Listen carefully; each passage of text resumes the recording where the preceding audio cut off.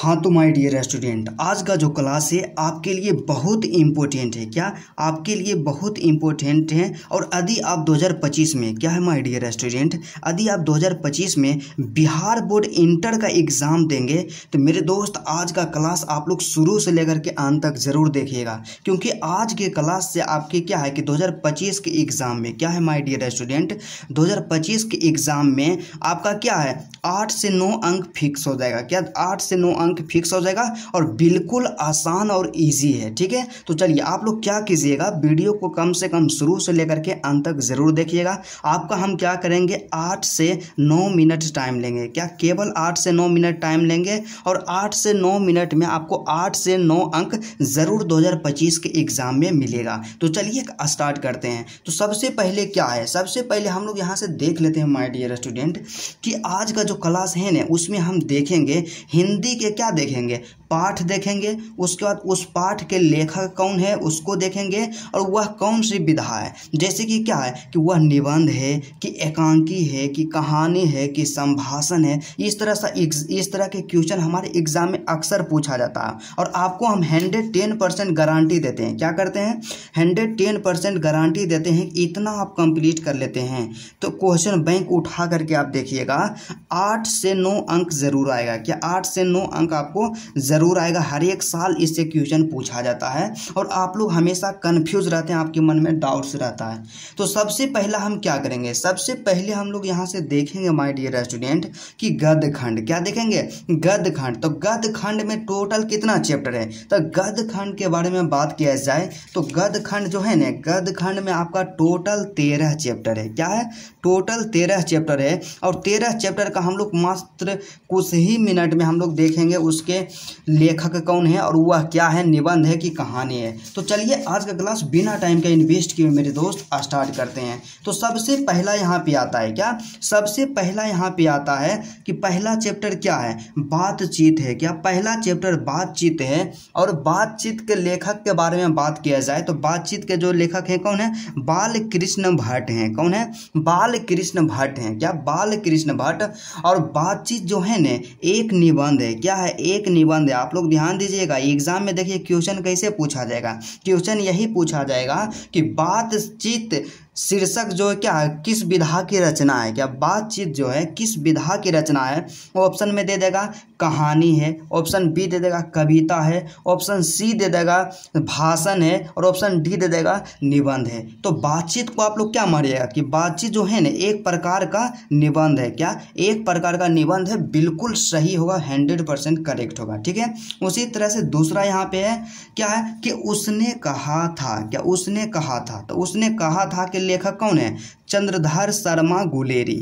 क्या है, चंद्रधर शर्मा गुलेरी। और उसने कहा था जो आपका दूसरा चैप्टर है। क्या उसने कहा था जो आपका दूसरा चैप्टर है, यह एक कहानी है। क्या है माय डियर स्टूडेंट, यह एक कहानी है। उसके बाद तीसरा चैप्टर आपका क्या है, संपूर्ण क्रांति। क्या संपूर्ण क्रांति। क्या संपूर्ण क्रांति। और संपूर्ण क्रांति के जो लेखक हैं जयप्रकाश नारायण हैं। कौन है, जयप्रकाश नारायण है। और जयप्रकाश नारायण जो रचना किए हैं संपूर्ण क्रांति। और संपूर्ण क्रांति क्या है, एक भाषण है। तो देखिए एग्जाम में क्वेश्चन आपसे कैसे पूछेगा, एग्जाम में क्वेश्चन आपको 3 तरह से पूछेगा। पहला क्या है कि संपूर्ण क्रांति के लेखक कौन है, तो हो जाएगा जयप्रकाश नारायण। दूसरा क्या पूछेगा कि संपूर्ण क्रांति किस विधा की रचना है, तो संपूर्ण क्रांति क्या है, भाषण है। क्या है, संपूर्ण क्रांति भाषण है। और एक प्रश्न आपसे ऐसे पूछेगा इसी को उलट करके कि जयप्रकाश द्वारा रचित रचना है, तो जयप्रकाश के द्वारा रचित रचना कौन है, संपूर्ण क्रांति है। इसी तरह से क्वेश्चन पूछा जाएगा। ठीक है, उसके बाद चौथा यहाँ पे प्रश्न जो चौथा यहाँ पे दिया गया चैप्टर अर्धनारीश्वर। क्या अर्धनारीश्वर। तो देखिए अर्धनारीश्वर जो चैप्टर है ना तो उसके जो लेखक हैं रामधारी सिंह दिनकर जी हैं। कौन है, रामधारी सिंह दिनकर है जी हैं और इन्हें राष्ट्र कवि के नाम से हम लोग भी जानते हैं। तो अर्धनारीश्वर जो है एक निबंध है। क्या अर्धनारीश्वर एक निबंध है, काफ़ी मोस्ट इम्पोर्टेंट है, इसको आप लोग ज़रूर याद कर लीजिएगा। आप क्या कीजिएगा कि देखिए इस सब को जिस तरह से हम लिस्ट बनाए ना एक बेहतर तरीका से, एक अच्छा हैंड राइटिंग के साथ। उसी तरह से आप लिस्ट बना करके अपने जहाँ स्टडी करते हैं स्टडी टेबल के सामने साट देना है और प्रत्येक दिन कम से कम इसको 1 से 2 बार पढ़ना है और आपका कंप्लीट हो जाएगा। ठीक है, ज़्यादा इसमें मेहनत करने की ज़रूरत नहीं है। और कई स्टूडेंट इसमें जानते हैं क्या करते हैं कि ट्रिक खोजते रहते हैं, क्या कि याद करने का ट्रिक क्या है। तो अच्छा आप ये बताइए कि इतना सा याद करिए में आपको ट्रिक की ज़रूरत पड़ेगा तो फिर आगे आप कैसे क्या कीजिएगा। आपको क्या करना है, ट्रिक के पीछे नहीं भागना है, आपको बस इतना याद करना है, रोज़ दिन आपको इतना देखते रहना है और ज़रूर कंप्लीट हो जाएगा। तो पाँचवा यहाँ पे क्या, पाँचवा जो चैप्टर है, पाँचवा चैप्टर है रोज। क्या रोज, तो रोज के जो लेखक है सच्चिदानंद हीरानंद बादशायन अज्ञे हैं। कौन है, सच्चिदानंद हीरानंद बादशायन अज्ञे हैं। और यह जो रोज है, रोज एक कहानी है और इसको आप क्या कीजिएगा, स्टार लगा दीजिएगा। क्या है कि रोज जो है ना, कई बार पूछा जा चुका है कि रोज किस विधा की रचना है। तो रोज जो क्या है, एक प्रकार का कहानी है। क्या, एक प्रकार का कहानी है। उसी तरह से अगला यहाँ पे अध्याय के बारे में बात किया जाए तो अगला यहाँ पे क्या है, क्या है, एक लेख और एक पत्र। क्या, एक लेख और एक पत्र। तो एक लेख और एक पत्र के जो लेखक हैं भगत सिंह है। कौन है, भगत सिंह है। और एक लेख और एक पत्र यहाँ से क्या है, ऐतिहासिक पत्र है। तो देखिए इसको याद करना बिल्कुल आसान है, क्योंकि देखिए एक लेख और एक पत्र, तो यहाँ से पत्र आया, तो एक लेख और एक पत्र क्या है, ऐतिहासिक पत्र है। क्या है, ऐतिहासिक पत्र है। काफ़ी आसान है, काफ़ी सिंपल है। ठीक है, उसके बाद सातवां यहाँ पे बात किया जाए, सातवां चैप्टर जो है क्या है, ओ सदा नीरा। क्या, ओ सदा नीरा। तो ओ सदा नीरा जो चैप्टर है जिसके लेखक क्या कौन है, जगदीश चंद्र माथुर हैं। कौन है, जगदीश चंद्र माथुर हैं। और ओ सदा नीरा जो है एक प्रकार का निबंध है। क्या है, एक प्रकार का निबंध है। आप लोग ध्यान रखिएगा कि ओ सदा नीरा के लेखक कौन है, जगदीश चंद्र माथुर। और ओ सदा नीरा जो क्या है, एक निबंध है। क्या है, एक निबंध है। उसके बाद आठवां यहाँ पे चैप्टर जो दिया गया है क्या है, सिपाही की माँ। क्या, सिपाही की माँ। तो सिपाही की माँ जो है यह एक क्या है, एकांकी है। क्या, यह एक एकांकी है। और सिपाही की माँ के जो लेखक हैं मोहन राकेश हैं। कौन है, मोहन राकेश हैं। आप लोग याद कर लीजिएगा। उसका नौवां यहाँ पे जो चैप्टर दिया गया है क्या है, परगीत और समाज। क्या, परगीत और समाज। और परगीत और समाज के जो लेखक हैं नामवर सिंह हैं। कौन है, नामवर सिंह है। और परगीत और समाज जो है एक निबंध है। क्या है, एक निबंध है। 2025 एग्जाम के लिए इम्पोर्टेंट है, वेरी इंपॉर्टेंट है। उसके बाद अगला यहाँ पे बात किया जाए, अगला चैप्टर जो है 10वां चैप्टर कि जूठन। क्या, जूठन। तो जूठन जो है ना उसके लेखक हैं ओम प्रकाश वाल्मीकि। क्या, ओम प्रकाश वाल्मीकि। और जिसमें ओम प्रकाश वाल्मीकि क्या है, आत्मकथा को बताते हैं। तो जूठन जो क्या है, एक आत्मकथा है। क्या है, जूठन जो चैप्टर है आपका यह एक आत्मकथा है। आप लोग याद रखिएगा कि जूठन क्या है, एक आत्मकथा है। और जूठन के कवि लेखक कौन है, ओम प्रकाश वाल्मीकि हैं। उसके बाद 12 नंबर का जो यहाँ पे चैप्टर दिया गया है क्या है कि हंसते हुए मेरा अकेलापन। क्या, हंसते हुए मेरा अकेलापन। और इसके लेखक कौन है, मलियज हैं। क्या, इसके लेखक मलियज है। और हंसते हुए मेरा अकेलापन यह क्या है, एक डायरी है। क्या है, यह एक डायरी है, काफ़ी मोस्ट इम्पोर्टेंट है। उसके बाद अगला जो 12 नंबर का चैप्टर दिया गया है क्या है, तिरिच है। क्या, तिरिच। तो तिरिच के जो लेखक हैं उदय प्रकाश। क्या है, उदय प्रकाश हैं, तिरिच के लेखक हैं। और उसके बाद तिरिच जो है ना एक कहानी है। क्या है, तिरिच जो है एक कहानी है। और उसके बाद गद्य खंड का मतलब क्या है, गद्य खंड का जो लास्ट चैप्टर है, सबसे अंतिमा चैप्टर क्या है, शिक्षा है। क्या, सबसे अंतिमा चैप्टर शिक्षा। और शिक्षा के लेखक कौन है, जे कृष्णमूर्ति। और आपसे देखिए क्वेश्चन तो पूछबे करेगा कि शिक्षा चैप्टर के लेखक कौन है, यहाँ से क्या हो जाएगा, जे कृष्णमूर्ति। और यहाँ पे शिक्षा जो चैप्टर है यह एक संभाषण है। क्या है, यह एक संभाषण है। और इसमें देखिए आप लोग गलती क्या करते हैं, ऑप्शन में एक बार क्या किया था कि शिक्षा जो चैप्टर है इसके लेखक कौन है पूछ दिए, यहाँ पे जे कृष्णमूर्ति नहीं दे करके दे दिया जिद्दू कृष्णमूर्ति। तो देखिए जे कृष्णमूर्ति का जो पूरा नाम है ना जिद्दू कृष्णमूर्ति है। क्या है, जिद्दू कृष्णमूर्ति। तो आप लोग भयभीत नहीं होइएगा, अपना पेशेंस को नहीं खोइएगा, क्योंकि दोनों सेम ही है। ठीक है, दोनों सेम ही है। तो इस तरह से आप लोग क्या कीजिएगा, इसका एक पेज में बना करके अपने स्टडी टेबल के पास साट दीजिएगा और प्रत्येक दिन इसको 1 से 2 बार सिर्फ पढ़िएगा। ठीक है, उसके बाद हम यहाँ से देखते हैं कि गद्य खंड तो हो गया, लेकिन क्या गधे खंड से खाली क्वेश्चन पूछा जाएगा? नहीं, देखिए काव्य खंड से भी क्वेश्चन पूछा जाएगा। तो काव्य खंड, क्या काव्य खंड के बारे में बात करते हैं तो आपको एक चीज़ इसमें देखिए सुविधा क्या है कि काव्य खंड में मात्र दो ही चीज़ याद करना है। पहला क्या याद करना है आपको? पाठ याद करना है। क्या? पाठ। और उसके क्या है? कवि। मतलब सीधा सा देखिए ना, इसमें कुछ भी नहीं पूछेगा कि करवक क्या है, किस विधा की रचना है, या कहानी है कि कविता है कि निबंध है कि संभाषण है, इस तरह से कुछ भी नहीं पूछेगा। सिर्फ आप लोगों को पता होना चाहिए कि जैसे देखिए यहाँ पे काव्य खंड है, तो काव्य खंड ये ऑलरेडी यहाँ पे दिया हुआ है। तो काव्य खंड का मतलब क्या होता है? कविता। तो जितना भी दिया हुआ रहेगा क्या रहेगा? कविता। तो इसमें इस तरह का टेंशन नहीं है। सिर्फ यहाँ पे जो गद्य खंड था और गद्य खंड में यही प्रॉब्लम था, तो इसको आप लोग थोड़ा सा कंप्लीट कर लीजिएगा। 13 को याद करना बिल्कुल आसान है, आप लोग अच्छा से याद कर सकते हैं।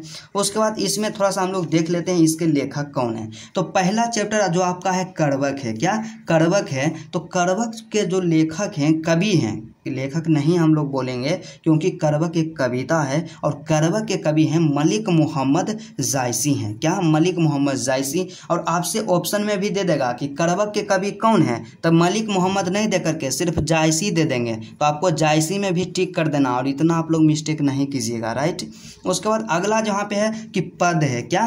पद। तो यहाँ पे देखिए पहला पद को हम लोग बोलते हैं पदवन। क्या? पदवन। तो पदवन के जो कवि हैं सूरदास हैं। कौन है? सूरदास हैं। और पद टू के जो कवि हैं वे तुलसीदास हैं। क्या? तुलसीदास हैं। आपको एक चीज़ और डिफरेंस इसमें थोड़ा सा आपको समझना चाहिए कि पदवन जो है ना उसके तो कवि हैं सूरदास, और सूरदास क्या करते हैं? भगवान श्री कृष्ण के बारे में लिखते हैं, बताते हैं, ठीक है। और उसके बाद पद टू जो है, पद टू के कवि कौन है? तुलसीदास जी हैं। और तुलसीदास क्या करते हैं कि भगवान श्री राम, क्या है कि भगवान श्री राम के बारे में बताते हैं और माता सीता से अपील करते हैं कि उनकी विनती को भगवान श्री राम के पास वे पहुंचा दें, ठीक है। तो आप लोग कंफ्यूज नहीं होइएगा। पदवन का मतलब उसके लेखक हैं सूरदास, कवि हैं सूरदास। अब पद टू का मतलब क्या होता है? इसके कवि हैं तुलसीदास। आप लोग इसमें थोड़ा सा आप लोग ध्यान दीजिएगा, राइट। उसके बाद अगला जो यहाँ पे चैप्टर है छप्पय है। क्या? छप्पय। तो छप्पय के कवि हैं नाभादास हैं। क्या? छप्पय के कवि नाभादास हैं। उसके बाद अगला है कवित। तो कवित के कवि कौन है? भूषण है। क्या? कवित के कवि भूषण है। उसके बाद अगला जो यहाँ पे चैप्टर दिया गया है कि तुमुल कोलाहल कलह में। क्या? तुमुल कोलाहल कलह में, और इसके कवि हैं जयशंकर प्रसाद। क्या? जयशंकर प्रसाद। तुमुल कोलाहल कलह में के कवि कौन है? जयशंकर प्रसाद। और एग्जाम में क्वेश्चन हर एक साल पूछा जाएगा 110% गारंटी के साथ। क्या? 110% प्रत्येक साल पूछा जाता है। उसके बाद अगला यहाँ पे जो दिया गया चैप्टर कि पुत्र वियोग। तब पुत्र वियोग जो आपका चैप्टर है उसके जो कवि हैं महिला कवि, कवि नहीं हम लोग बोल सकते हैं, कवित्री हैं। तब पुत्र वियोग के कवित्री कौन है? सुभद्रा कुमारी चौहान है, और इनके पति का नाम था ठाकुर लक्ष्मण सिंह चौहान था, ठीक है। उसके बाद अगला जो यहाँ पे चैप्टर दिया गया है उषा। क्या? उषा। तो उषा के कवि कौन है? शमशेर बहादुर सिंह है। कौन है? शमशेर बहादुर सिंह है। और उसके बाद अगला यहाँ पे बात किया जाए तो जनजन का चेहरा एक।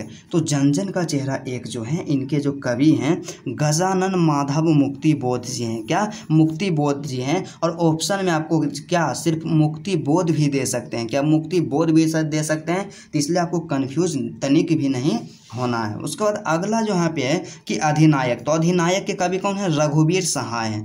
प्यारे नन्हे बेटे को, तो प्यारे नन्हे बेटे को जो उसके कवि हैं विनोद कुमार शुक्ल हैं। कौन है? विनोद कुमार शुक्ल हैं। और उसके बाद अगला जो यहाँ पे दिया गया है हार जीत।